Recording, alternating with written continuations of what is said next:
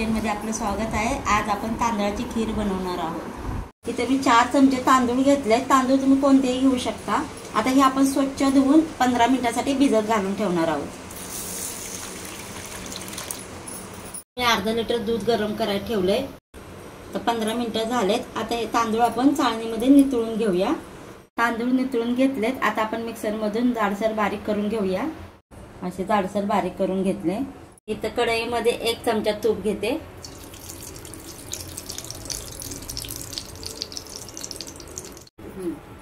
काजू बदाम पिस्त्याचे आपण काप केले ते भाजून घेऊया।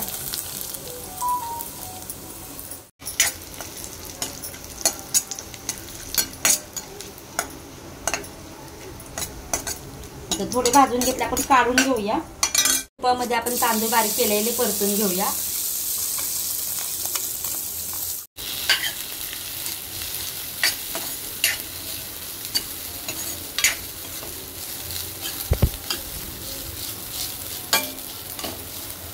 तांदूळ चांगले परतून झाले। त्यामध्ये आपण दूध गरम केलेले ओतूया।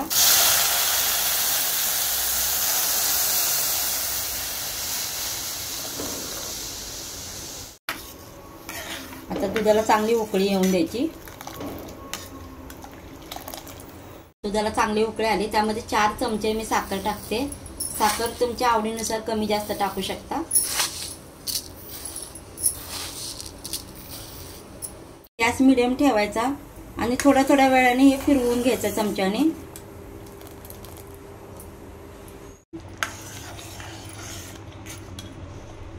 तांदूळ चांगले शिजलेत। पाव चमचा वेलची पूड टाकूया।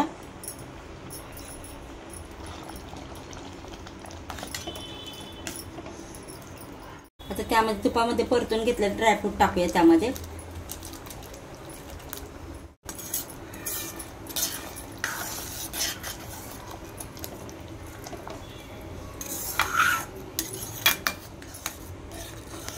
छान दाटसर खीर बनवून तयार आहे।